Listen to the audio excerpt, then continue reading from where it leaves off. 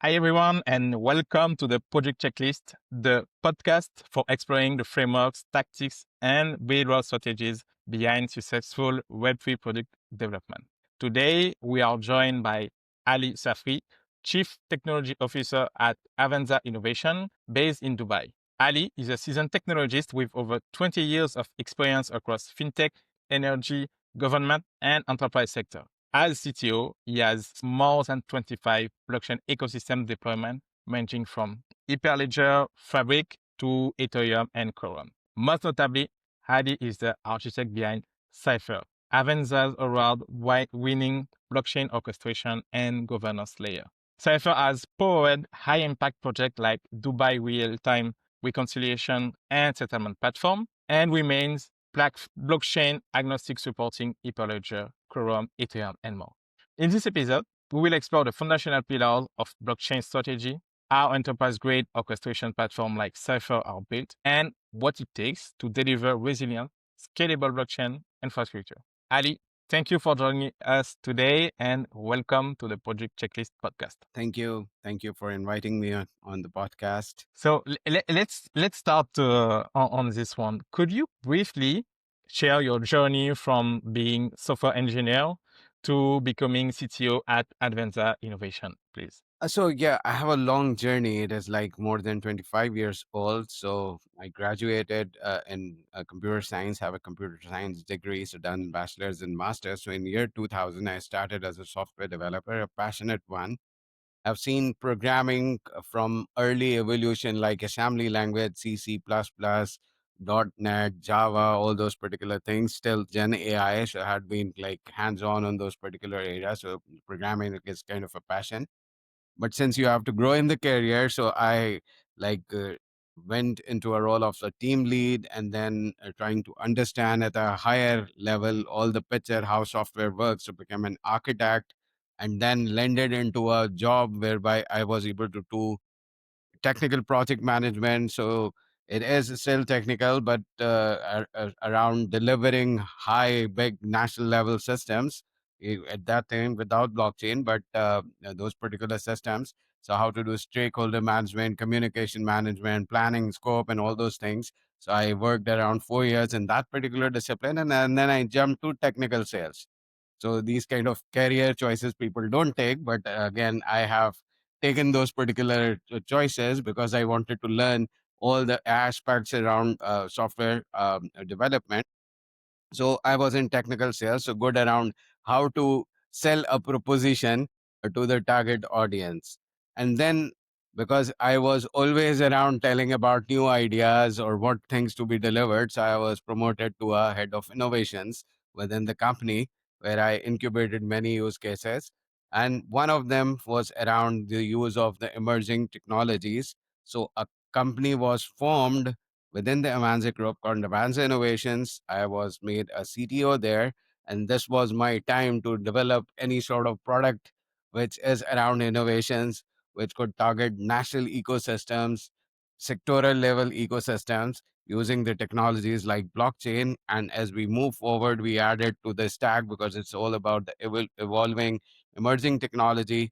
So AI, Web3, and metaverse, quantum computing. So we work on all those particular emerging disciplines, basically. So that's my yeah. But will you be built for automation and robotics too? Okay, so we started robotics from a perspective of RPA, but then we said that it's a very saturated market. So within that, we didn't enter.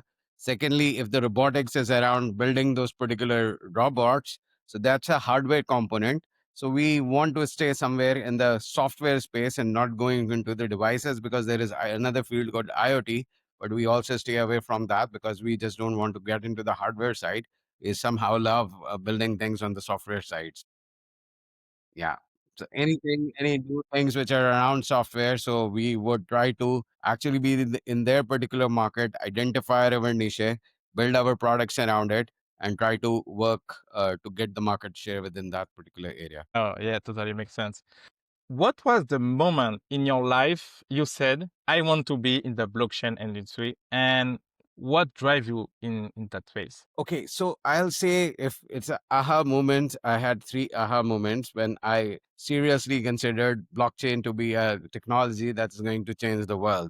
So first was like everyone when there is a Satoshi Nakamoto paper that came out. So read that and was really excited how decentralized trust for value exchange could be utilized across. Now my background, like I did my master in decentralized systems and databases, so I did understand like people create software which is like confined to one organization, but I had worked before the blockchain era in the decentralized space. And secondly, in year 2002, I understood cryptography concepts, which are very, very difficult. There is a guy called Bruce Schneier. He had a book called Applied Cryptography. So I just like was a big fan of that particular book in the year 2002. So decentralized system and cryptography applied at a very like niche layer using the Bitcoin white paper. So that really excited. So I really started to explore more around that area. And then I came across Ethereum when its programmability layer evolved and smart contracts could be written on top of the already trust layer with the blockchain could provide. So that's the second aha moment that the world is going to be changed using this approach of decentralization and the smart contract. But then the industry constraint kicked in, which is around governance, which is around compliance, which is around privacy. So, because everything cannot go public in terms of enterprises adopting those particular chains. And then I came across solutions like Hyperledger Fabric, where it was like in their point 0.4 version, for example, at that point in time. But since we believed in it, we worked hard towards it. That yes, it is providing that privacy. Yes, it is providing all the building blocks for the enterprises to adopt, and that's there. Then we started education around that. Every could be the thing could be done around blockchain, and participated in accelerators, tried to prove value to the organization, and there we were. We did implement a lot of things in the enterprise use cases and for the blockchain. And we had a lot of consortiums that were built across in different industry sectors. So yeah, that journey. Yeah. Nice, nice. I will say congratulations on this journey so far. And actually, you talk about decentralization, about the blockchain, about Satoshi Nakamoto. For someone really new to the Web2 space, how will you explain the foundational pillars of the blockchain? What is, I mean, why build on the blockchain? What value it offers and how to align expectation? Okay, so what has to be understood about blockchain, it's not a magic bullet in all the cases. It is only when trust need to be labeled in a multi-party ecosystem that enterprise blockchain kind of a use case could fit across. So it is very, very much important to find out if the blockchain is the right fit or it is not the right fit. So that's one thing. Secondly, the total cost of ownership for creating a consortium should be enough that the benefits that it provides are more than what the costs the overall consortium is putting in. Otherwise, there are cheaper methods to solve a similar problem, not with the same level of trust or efficiency, but organization don't want to spend. So this is something a business case should be very, very, very much clear. And there are set of problems that we addressed which cannot be done by anything other than by incorporating the blockchain technology. And this is the thing. Don't use blockchain for the purpose of just ticking a box that we have used the blockchain, but create certain value, which is elastic and a long standing value. So that's why those consortiums are going to run further. And again, a level of trust that the blockchain is going to build, that is very, very much important. Don't take it as a total decentralization. Rather than centralization and total decentralization, there is still like a gap between them. So in the middle, you could have partial decentralization and rest of the process is kept off chain. But it is still going to bring value rather than just going and solve the problems using the old centralization technique. So this is something that also need to be understood. What many people try to do, they try to do blockchain in a way that it is totally, totally decentralized, providing 100% trust. That's not necessary, right? It's a partial implementation of a blockchain that could also be done. And what we have seen is that another pillar, although it is not about the blockchain technology, uh, because these are consortium projects whereby multiple organizations work together. So a proper governance structure is very, very much important. If you do not create a proper governance structure for running this whole engagement, then whatever is the excitement is lost across, and the whole initiative, no matter how technically robust in terms of technical solution or the cost and the benefits, it doesn't see the light of the day. It remains an experiment and doesn't scale. So governance structures are very, very much important, and it's a own science on its own about making the stakeholder feel that they are co-creating something. So that's very, very much important.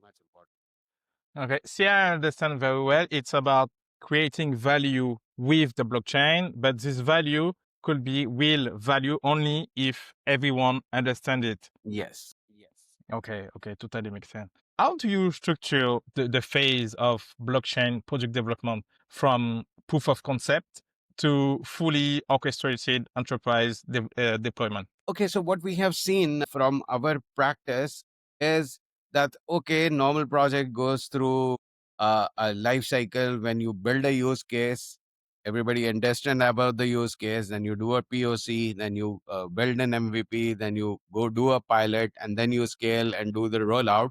This is a kind of a life cycle that it follows. But from our side and from our earlier experience, because I have been there in a lot of time, as I specified, 25 years in development of the software, and being an architect myself as well, our approach to development is having a foundation component, just like this layer that we specified, which is Cypher. So it's a cross-cutting set of services which incorporates the ability to deliver solution faster in a way that it is managed, it is maintainable, it has all the security best practices, it take care of the performance aspects and everything. So what we do is that we had developed and matured that particular layer. So anything which is in the blockchain space, when we implement, it is implemented on top of Cypher. So for us, whether it's a pilot, whether it's a POC, whether it's an MVP, it is running on the same rails. So it is like a car, you want to drive at 20 kilometers per hour, but you are in the same car. It can run at 300 kilometers per hour. So this is the advantage of those particular foundational components that create those foundational components. So your development is accelerated. And this has helped us enormously because the kind of consortiums that we are supporting or we have created with the team size that we have, it's only possible because we created a right layer like Cypher. So that would be my answer to this. Okay. And when you are planning an enterprise grade solution, what components must be on chain and what component must be off chain? And what drives the decision? Okay, so what components are kept on chain or what components are kept off chain depends on multiple factors. One of them is the amount of trust that needs to be created across. So all the elements that requires zero trust kind of a policy that has to be on chain because it's a consortium set of participants, and everybody has to trust that nobody can game the system as part of the participants. So everybody, even the administrator or a hacker gets into a node, they cannot actually game the system. So those particular elements need to be isolated. And it's not necessary that every component goes on chain. Second is about TCO from a infrastructure perspective. In every consortiums, there are bigger participants who could host a full node as part of the blockchain ecosystem, but there are then smaller participants who cannot justify the full cost of a node. So there are structures like shared nodes that we have created, which has a little bit lesser level of trust, but there are compensating controls for that. But still, that justifies the overall cost of having that particular infrastructure. Because otherwise, if you force everybody to have a full node in an enterprise ecosystem, the cost would not be justified. And ultimately, the consortium will move towards a failure.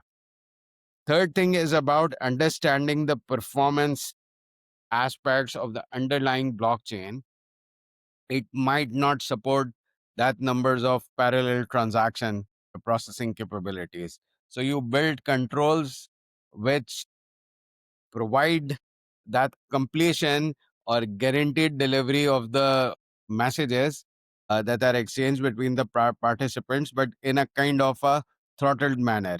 So if the underlying blockchain can process 1,000 transactions per second, more transactions are coming, you are parking in an asynchronous manner and then processing those transactions slowly, comparatively, not in real time. The works get done, but it takes a little bit of time. So that's how the job is done. It is done slower. It is just like driving in a traffic. You'll get less speed, but ultimately you get from position one to position B without actually breaking anything. Other thing is a privacy aspect. Privacy is very, very much important. There could be compliance requirements based on which data might not be put on chain, but because of the zero trust, something needs to be there. So there are approaches like putting the hashes, putting the encryption keys, and sharing across those particular encryption keys, which is field level or record level encryption. So those kind of techniques are utilized in order to achieve what goes on chain and what goes off chain. And finally, there is a security element, that there is a confidentiality, integrity, and availability part based on which things are decided across that what should be on chain and what should be off chain. So yeah, these are the elements that we consider while putting those things. Okay, it was very complete. Thank you very much. Let's talk about a little bit about the technical side and the infrastructure. Um, how do you balance building reusable frameworks like Cypher versus tailoring for vertical use cases? Okay, so as I specified, building a base layer, foundation layer like Cypher is very, very much important, because you can build ad hoc vertical use case based layers. Then what you will happen that there will be a lot of chaos. You cannot govern your own components, you cannot reuse, and you would end up building huge teams who are all confused in delivering the things. So that's why it is very, very much important to invest in a foundation layer, which we did. So what happens, all cross-cutting components, because when you implement blockchain, you would identify a lot of cross-cutting components, which is, for example, an API gateway is required, a document signature is required, identity services are required, reporting and dashboard services are required, interaction or blockchain abstraction or interoperability is required. So all of these services are built, and we have their own life cycle for the product development. Now, the good thing is we create a product or a project on top of it for a specific industry. So now what happens is, when that product matures, because on that particular site, security testing will happen, on that particular site, performance testing will happen, or a newer requirements will come, those particular best practices are incorporated in the foundation layer.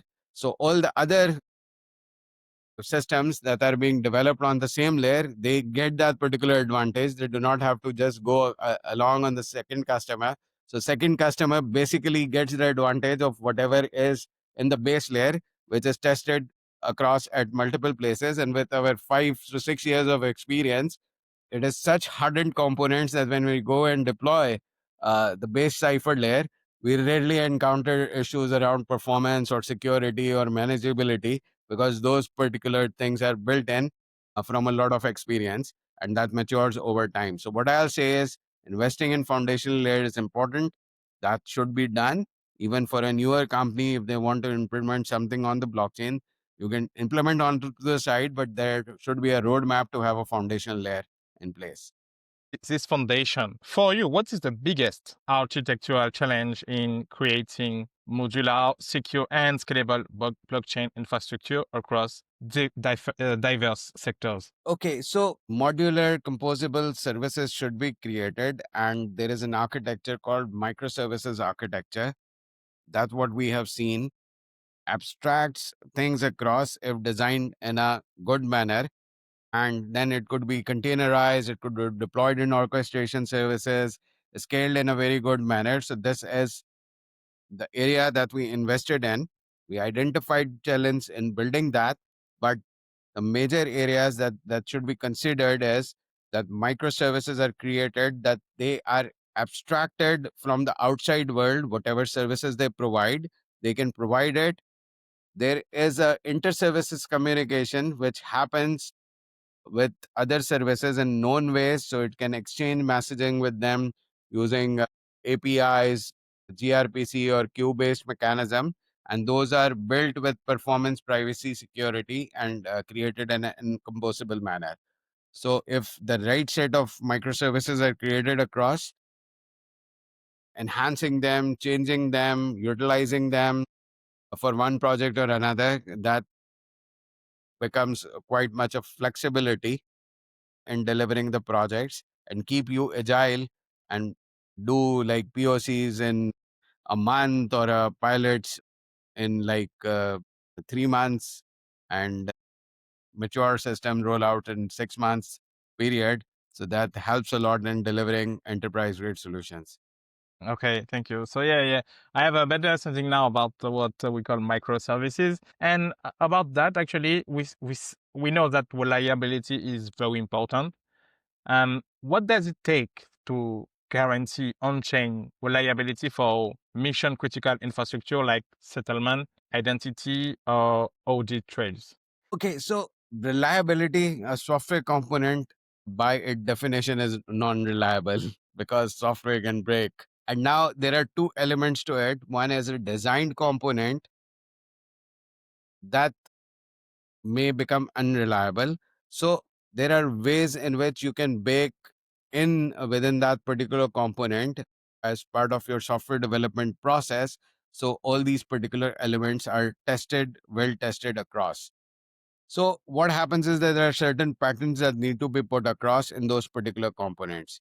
So they are designed in a way that if a component fails, it can retry on itself multiple times. It has certain auto healing features within itself, so that if it fails, it fails in a way which is safe. So it's called fail safe approach.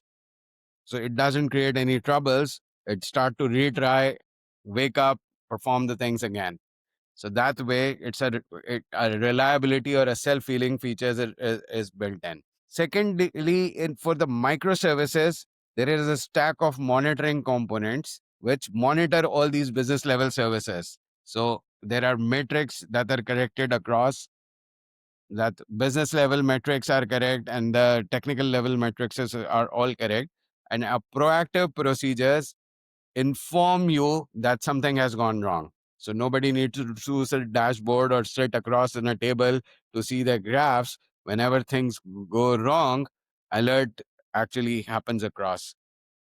Similarly, high availability scenarios should be created for all the microservices. So all type of failure ways in which the services might misbehave, there has to be availability scenarios available, and you design the system in that particular way, which we put a special focus at, so that the system components, even some of them fails, it auto heals, auto corrects, and the system start to work in the fashion that it can work.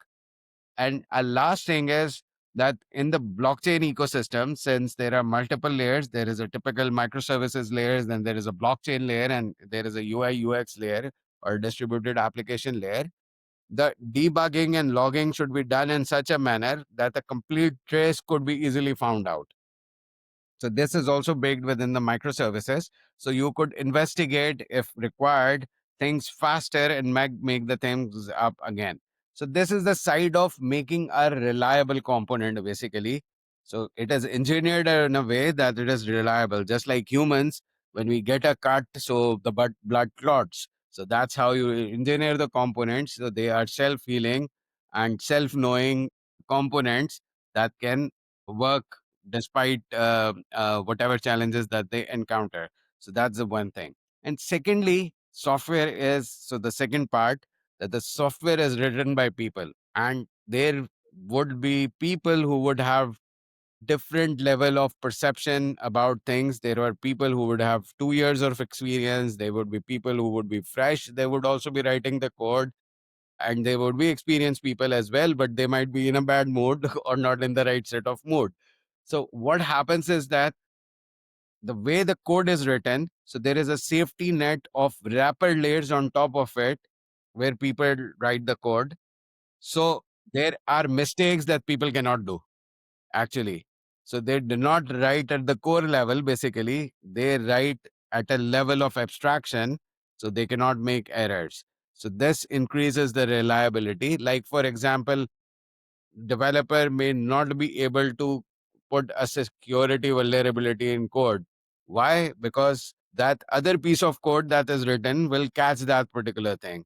Then there would be peer reviews, there would be testing happening on those particular components. So when a new component is built, all these reliability elements are added as part of it. So it is both around creating that particular process to create reliable components and inbuilt self-healing mechanism in those particular components. So this is how reliability is achieved, basically.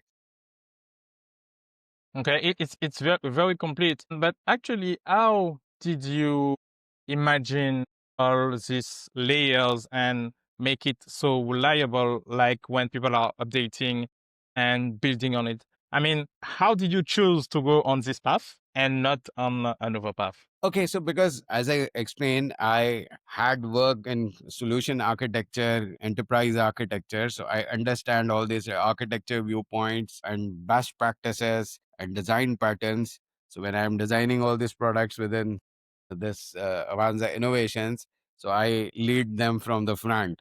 So I ensure all these type of problem doesn't happen, and then create repeatable processes, guidelines, so that whoever is writing software or whatever components are written across, those things are followed. And that's why my focus is on this foundation layer. Because if you make it right, you introduce the reliability because people are writing on top of it. They cannot violate things which are in the foundation layer. Yeah, it totally makes sense. And actually, about your project roadmap, um, can you walk us through it? How do you sequence node layers, consensus, Oracle layers, API, and governance dashboard, for example? Okay, so how we plan for a solution is that the first layer is a container or orchestration environments, like for example, Kubernetes that can run microservices as containers, because that adds a lot of availability, reliability, composability. So that's very much important at the layer one. We do not run our components without using certain orchestration environment. So that's the first thing. On top of it, there is a native blockchain layer, because sometimes it is would be Hyperledger Fabric, sometimes it would be Ethereum, sometimes it would be a public blockchain like Solana, sometimes it would be, for example, Hyperledger Indy. So depending on the situation, there would be a blockchain layer that is deployed, and similarly, Oracle, Chainlink, or anything that is being utilized that come on that particular layer. So that's the layer two. The third layer, as I specified, are Cypher microservices that are being created that we have already got, like, for example, for reporting, for API, for replication, for relay, for a lot of different components are there, which are available. At the fourth level, when you go to a specific industry level product, like if we're talking about a national level eKYC, so there would be certain business processes, workflows, data, templates. So those particular things are already set, so the developers, they need to just make the configurations and make those particular thing run over there. In case if it's a new product being created, so those particular additional components are being created, but they will ultimately use the Cypher services. People cannot make their own choices that, okay, I create my API in a different way. You cannot do that. You can only use the Cypher API management layer to write the APIs. Or for example, if you are doing the smart contract, whatever is the wrapper smart contract, they can write the code within that. So all these particular controls go across it. It's not software development from scratch. It is software development on top of Sci-Fi. So that's the next layer. And finally, we have industry specific UI UX experiences created directly for that particular industry, because you cannot create, because the user perception is how the journeys are simplified, how they can interact using the user interfaces. So if those particular user interfaces are not that good and user friendly, the whole initiative can be at a risk because people do not understand what is happening in the background. So this is our user interface layer. So this is how we layer solutions when we are deploying by using the Cypher. No, okay. It's very complete. So thank you. Let's talk about the cross-team collaboration. How do you align with the project team, the ops team, and other stakeholders when building orchestration platforms like Cypher? Okay, so sorry, 1 minute. Okay, so I'll answer that in that way, that how I get involved in building the products as well as being part of the day-to-day operations of running the company, because the whole technical organization depends on me for my guidance or for my leadership. So the basic foundation layers like Cypher, which is for our enterprise and blockchain space, there is a fragments product that utilizes features from Cypher, but it is having tokenization engine on top of it, which we use for real world asset tokenization. So that's another base product basically. For Gen AI, we have another agentic AI product, which is a base product. On top of it, we create AI based solutions. And for the metaverse, we have a Orion platform, which is another base platform on which we develop different kind of metaverse use cases. So all these base layer I directly oversee. So their roadmap, their evolution, that architecture, that is everything that I take care of. Secondly, for real world projects which are very high value, or for an industry, if we are creating a new consortium, so I get myself involved as an analyst or a chief architect to take that initiative directly. So I interact with all the stakeholders and build that solution. So it has two parts: getting it vetted from the customer side and building the foundation in terms of the product, which I delegate to then product team to build that. I remain as part of the cycle till its maturity. And once all the templated and processes are there based on the next implementation of the project, I might not be available because it is a team that can take care of the things. From very operational perspectives, I have a separate operations department. We have a COO and a operations team and a project management team that take cares of the things. But what I have done is that we have created processes around governance, escalations. So what happens is, if the things the product cannot cover, or there are very, very complex situations where teams need guidances, so they know how to approach me. So then I find out ways for them to solve that particular problem. So this is how my engagement, day-to-day engagement, remains within projects, within products, and getting the things done. As a company, we can scale to do more and more things. Yeah. Yeah. So yeah, in this path to scaling, how do you translate actually blockchain events into meaningful dashboards for business users? Okay, so blockchain is a kind of a background technology, and we need to understand there are always two kind of users, and that we cannot change. They will remain as the audience who would use the user interfaces. Normal users, they want simplicity. Just like when I drive a car, I just want to just steer my car, and I take for granted that the engine would be working, this would be working fine, that would be working fine. I just want to do my job and get it done. So user interfaces should be designed in a way that abstract all those particular underlying details of the blockchain. But yes, again, there are other type of users who love complexity, who want to understand the things. So how we do generally thing is that we create on all those blockchain dApps very simple interfaces which get the business purpose done. But there is an advanced button whereby you can go explore the underlying blockchain explorer and do find out all the proofs and everything. So that is available, but a little bit hidden. But up front, it is all very simple user interface where people can understand that the job is getting done, basically. And blockchain should be in the background. Blockchain complexity should not be put onto the operational users because they tend to get confused. So there is always an option for everyone, the advanced people and also Yeah. for the new people. Okay. And actually, what process do you follow to validate new modules before pushing them to enterprise clients? I mean, when you know they are advanced or when they are new, how do you process that? Okay, so there is a software secure development, secure software development life cycle that we follow across. So whenever a component is created, there is architecture phase, there is a design phase, and then requirements are translated into how some pseudo code so that the developer can write.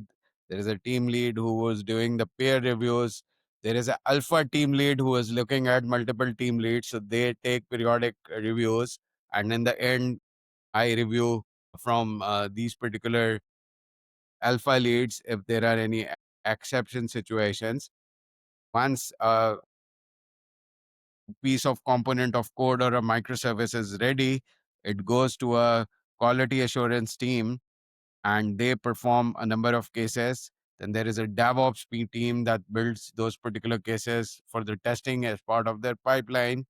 Once all the internal testing is cleared, this component is deployed on the customer staging environment and more amount of testing happens over there. Once it is matured and there is any feedback that is incorporated back, so there is a life cycle that happens. After that, we have a mature component which is ready for mass shipping basically. So this is the overall life cycle, but it is the same as per other components. It's not something which is different for blockchain. So yeah, it's a standard software development life cycle basically. Okay. And how do you stress test your system under real world condition like EV transaction, volume, or government updates? Okay, so it has also got multiple stages. Now, based on the components available, infrastructure should match the requirements that the system would have in peak times. So, there is a term called transaction per second. So, it doesn't matter that 100,000 or 1 million transactions are coming in a day. Software components would not have a problem. Concurrent transaction coming at the same time, that would create a problem for the system because now let's say 100,000 transactions are hitting at the same moment. Then all you have those particular CPUs and memory, it has to be distributed among those particular transactions in order to process them. So that's why that TPS should be known, that when you are deploying that particular software, does it have the capacity as per the infrastructure requirement. So there are vertical and horizontal scaling approaches. Then there is a container scaling that you could do, and there is on-demand scaling approaches that could be utilized at the peak time. The infrastructure on demand is increased, but otherwise then it is decreased. In a cloud-based environment, this is more easier to do than an on-prem kind of an environment. But these are some of the elements which are about the performance. Second important element is to create some other techniques around, like for example, if underlying blockchain cannot process that number of transactions, so you create event driven patterns, you provide asynchronous processing, you provide map reduce kind of architecture to optimize the processing of those particular transactions in order to do the performance. So now once you have designed all these particular elements, then you use stress testing tools which are available. So there are a number of them. So we run on our environment, then on the customer environment, because one of the activities that you have to pass is performance testing, and another is a VAPT. Before that, enterprise grade solution doesn't go into production. So that would happen on the customer side, but we take a lot of steps before so that the components deliver on the performance promises. Hmm. Okay. And actually, what indicators show you are achieving sustained adoption and not just initial interest? Okay, so a sustained adoption would come in case in the following cases. So, for example, a blockchain related consortium is formed. But if the different participants in the ecosystem doesn't clearly understand the value that the blockchain system is bringing to them in terms of business operation, in terms of cost, then most likely people will try to get away from the initiative, and it might not be remain that much sustainable. Stakeholders involvement towards co-creation is very, very much important. So while even from the conceiving stage to understanding the requirements of that particular business area, those stakeholders, which are business stakeholders, IT stakeholders, security stakeholders, because it's a consortium, there would be many organizations which are there. So all these participants need to have some role, that they are co-creating the system rather than something is being enforced on them, and they again understand the value. So it is going to create a more sustainable adoption. Cost benefit analysis is done in a way that it's not a later on surprise, that you would say across that, okay, this would be the total cost of ownership of this particular platform for all the participants. But later on, when the after performing all the analysis and deploying the system, you say, no, it is the cost has increased. So that would be a surprise, because of the whole business case are created around the cost. And a lot of consortiums, big consortium, failed because they couldn't control the cost or the structures that they created. So initially, what they promised in terms of blockchain hype, this will happen, that will happen. But when after proceeding, the infrastructures were provisioned and everything, the overall cost was high, because a lot of involvement of manpower is also required. So that's one another area which is there. Now, design technology in a way that the business as usual inefficiencies are not created. So blockchain is solving a problem in a graceful manner, but there would be ultimately people who would be running certain business processes. Now, if you make their business processes difficult to do, so they were doing one thing and now they have to perform two things. So they will not like that. So ultimately, they are going to create noise that maybe it is blockchain, but it is more additional work for me. So seamless integration with the enterprise systems has to happen in order so that the business and as usual processes are not affected. Excellent UI UX. You have to invest in excellent UI UX, because people see and try to utilize system which looks good basically. So sometimes what happens is very bad user interfaces are provided to the business users, and then they ultimately are frustrated. User journeys and user experiences, that has to be disrupted basically. Change management process need to be introduced. Guaranteed uptime has to be there. So you don't, we may not write systems that are down most of the time. People will lose their interest. It would not be sustainable. And you need to ensure that the regulations, compliance, and the security teams are happy, because those are the guys, they can switch off any system at any point in time because of the fact that it is not compliant. So these are the things you need to ensure in order to ensure long-term sustainability, basically. So Yeah, a it's long answer, but I hope I was able to answer. yeah, yeah, totally, totally. Thank you very much. Now let's talk about project leadership and engineering methodology. What phase of project development do you like the most? Is it the design prototyping phase? Is it the scaling phase? Or is it the part about optimization for multi-industry? Okay, so all of the phases in a project are interesting. What I like the most is when you have a big national or sector level initiative, and is a way in which people or a whole industry works.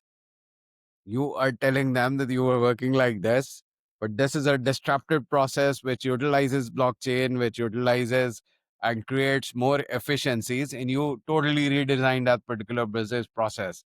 So the impact is huge. It goes not across one organization or a set of people, it goes across a lot of organization. So that's a very good feeling that you have, that you have architected a kind of an ecosystem. Like for example, when we worked with a shipping nomination process for Kuwait, so it's a whole oil and gas industry working in a specific manner, and a lot of participants changing their processes to actually work in a new manner with the underlying blockchain that is exchanging the data, and at the same time getting value out of it. Similarly, a big consortium called Hyphen in UAE, that's about invoice deduplication problem. So 14 to 16 banks are utilizing that system with huge number of transactions and a number of duplicate cases uncovered over a period of time ranging in billions of dollars. So that's something which makes you feel very proud and excited that you are the architect of that particular system. So I generally like being in that particular phase where you design new systems and create the architecture and get the product developed around it. And then ultimately, because of Cypher and other things, scaling and all these particular things are repeatable, they do happen basically. Yeah, it totally makes sense. Looking at your experience and what you have done, it's totally understandable. And about that, what artifact or document are most crucial? Is it the architecture diagram, the pipelines, or the compliance frameworks, or another document? Okay, so every piece of documentation that is created has a purpose. So all of them are important. But from an overall picture, architecture diagram with appropriate viewpoints, like how the architecture would be taken from a perspective of business, how architecture would be taken from a perspective of the infrastructure, how architecture would be taken from a perspective of the product, how architecture would be taken from the perspective of security. If all these pictures are clear, then what happens? The details are easier to make every other participant understand. So real effort should go into this particular different type of architecture diagrams with different architecture viewpoints. That, in my belief, is very, very much important. Okay. So yeah, so you always need to understand first what is Big picture. at stake. Yeah. Okay. Okay. And about that, for someone totally new, what's common pitfall enterprise blockchain engineer face, and how will you address it? Okay, so what I think across is that academic definition of blockchain is another thing, and trying to implement a real world use case by using an academic definition would be a pitfall that people will realize ultimately that it's not the best solution. So, the first thing is when designing a consortium, solving a problem, utilizing blockchain. So, understanding the level of trust that is required. So, don't over engineer the trust or under engineer their trust. Have the right balance in your design, in your implementation. And this would also have cost, performance, scalability, and security impacts as well. So analyze them well and then create the appropriate solution basically. So this, I would say, would be the most important. And in your view, what is the most misunderstood when deploying blockchain infrastructure across different sectors? Okay, the most misunderstood thing I think is the people think blockchain infrastructure, putting a blockchain infrastructure is very expensive. That's not the case. Blockchain cannot scale. That is also not the case. And privacy aspects are compromised, that blockchain cannot cater to those particular privacy related scenario, which is also not the case. So I think it is a must have trust layer. And as I say across with this Gen AI craze, whereby the boundary between what is true and what is untrue is totally gone out. We cannot find out what is true or what is not true. The beacon of hope is now blockchain. How do you trust something? Is if a piece of information is on a public ledger, or in case of enterprise on an enterprise ledger, that's going to be that particular future proofing this particular craze which is coming from Gen AI. Because if you see from a existing process perspective, organization ask for documents and information from their customer, for example. They can easily forge now those particular documents using the Gen AI. So you cannot believe them. There has to be ways in which blockchain enabled verifiable documents are created across. Governments will not invest over here, organization will not invest over here. It would be a lot of confusion around what is real, what is not real. So ultimately, what I see is the blockchain has to come across, and if there are any considerations, they need to be resolved as well. Okay. Okay. Yeah. So all about the trust and transparency. Yeah. Okay. Let's explore a little bit the project life cycle about acquisition, activation, retention, revenue, and referral. Which life cycle stage matter most in enterprise adoption and why? As I specified, that engaging of the multiple stakeholders is important, and it needs to be known that the problem has to be gracefully solved by the blockchain, and it is not like blockchain being utilized for the purpose of using the blockchain. I'll give an example that for a deduplication case that we are doing for invoice finance fraud. So how this is a very good use case for blockchain, which could not be done by any other technology. Now, what happens? What is this use case? So let's say a SME wants to seek some funding from a bank using a collateral which is invoice. So I will go to the bank and tell them that, see, my customer is going to pay me on this particular date. Please finance me against this particular invoice. What stops me to go to another bank to get the same financing on the same invoice? I can go to another bank, take the same financing from that particular bank as well. These banks will never talk. Why they will never talk?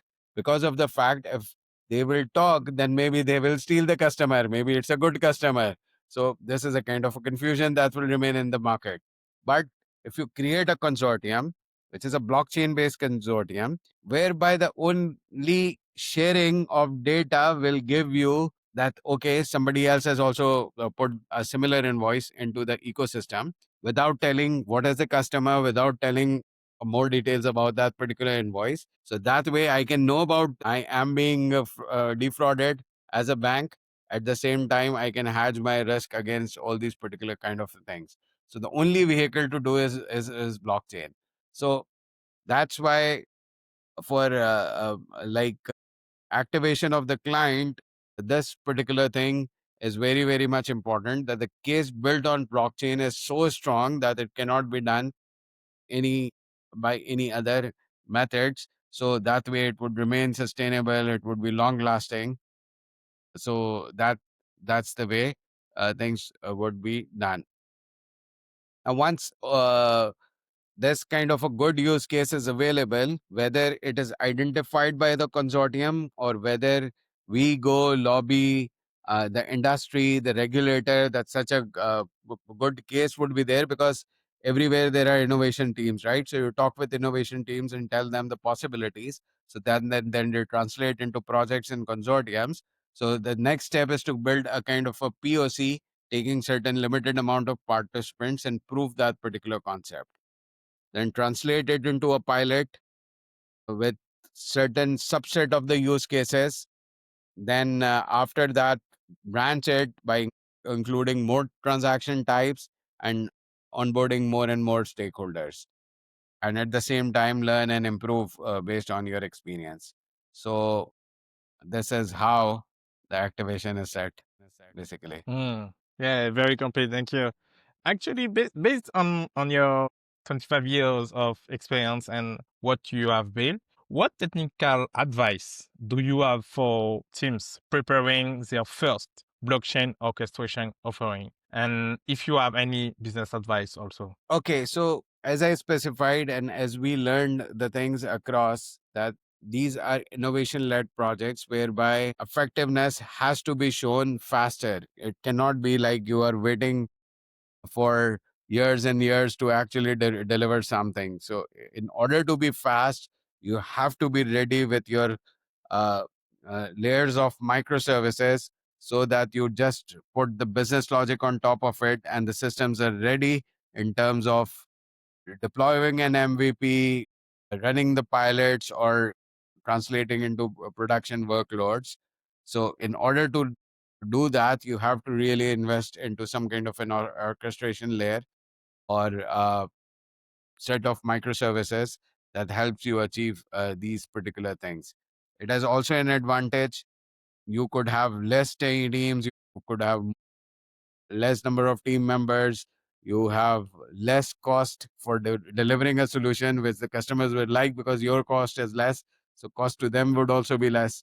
So such a thing is very, very much important. So rather than doing an ad hoc project, invest in a layer and then deliver projects on top of that particular layer. Okay, totally it makes sense. Um, Ali, we are already at the final section of this episode.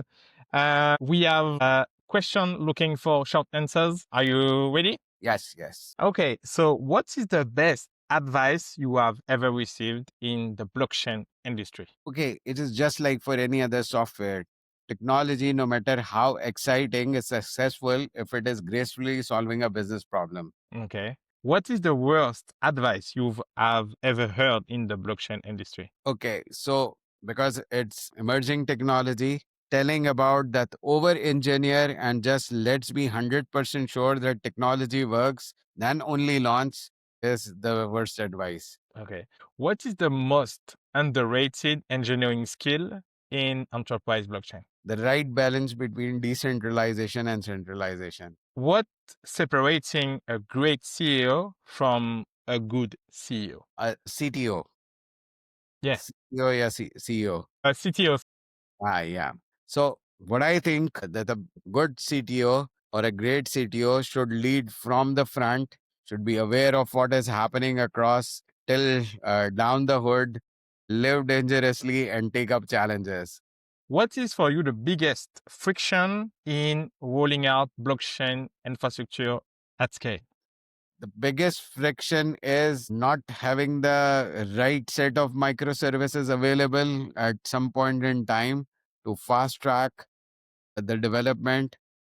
Okay. And do you have one contrarian belief about blockchain that everybody say it's not okay or it's wrong, but it actually works and you truly believe in that? Okay, academic definition of total decentralization may not always be required. Even partial decentralization is enough to solve multi-party problems. One word to describe the future of enterprise blockchain. Enterprise blockchain or Web3 is a necessary trust layer that would ultimately be required, if not now, in the future. Okay. And the final question, the last one. What question I did not ask you and I should have asked you during this episode?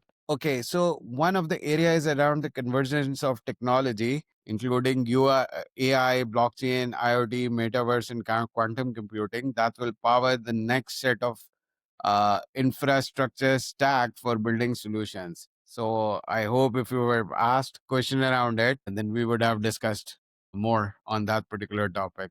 It is one And of my favorite topics. yeah, so what is your thought about what do you think about all this ecosystem in the future? Okay, so what I think about is that the way we think the software or the technology stack works, it is going to be disrupted. So at the infrastructure layer, things like GPUs or the quantum processing units that would be added to solve computational problems in a different manner. At the database layer, rather than using traditional databases, more decentralized databases which would create that trust, transparency, and tamper proofing, though that they would be utilized at masses. There would not be any things like centralized databases anymore. Then at the top, whereas the application layer is running, agentic AI will take over, and trust using multi-party smart contracts would be enabled, whereby the business logic would be written, and that would be the face of the applications. Going on top of that, the visualization layer, where we are used to two-dimensional user interfaces on a mobile device or a laptop, would be changed into three-dimensional user interfaces by using VR or AR-enabled technologies, by having glasses or the VR devices. So this is how the whole experience of technology is going to be changed. So this is my viewpoint on the evolution of technology and the conversation of all these particular technologies. Okay, great, great. Thank you very much. Where can our listeners follow your work? Are you on LinkedIn? Is there any website? Are you on X? Where can they follow you? www.avanzainnovations.com. That's where you could reach Avanza. And I am mostly active on my LinkedIn. So, Ali Safri, you can search and you can connect with me. So, it would be great. Like, if you have any questions around the blockchain space, based on my experience, I would be glad to answer any inquiry from anyone, basically. Okay, one last question. Um, is there anything me or the community can do for you right now? Is there anything you need or is there anything you want? What can we do for you? For thank you for being with us today. See, always glad to actually, whatever we do, we just want to tell everybody and learn from people as well. So always ready to connect and get the insights and like share whatever we know. So that's Okay. Ali, thank you. Thank you so much for joining us today on the Project Checklist podcast. Thank you for your insight and all the knowledge you have shared with us today. Actually, to our listeners, check out the show notes for the links to Ali's profile, to Aventza Innovation and the Safer platform. And if orchestrating enterprise blockchain infrastructure fires you up, let's meet in and how build a community. Thanks for listening. See you at the next episode. And Ali, I will let you the final word for this episode. What do you want to say to the community? yes. So uh, I would say to the community that blockchain, Web3, and the emerging technology stacks are bound to change the way we interact with the world. So a future world is along with the men and machines, whereby a trust layer would be blockchain. So it is like something that everybody needs to be aware of, and organizations and people should invest their time to understand more about these particular technologies. Thank you very much, Ali. Thank you very much. See you. Thank you. Bye.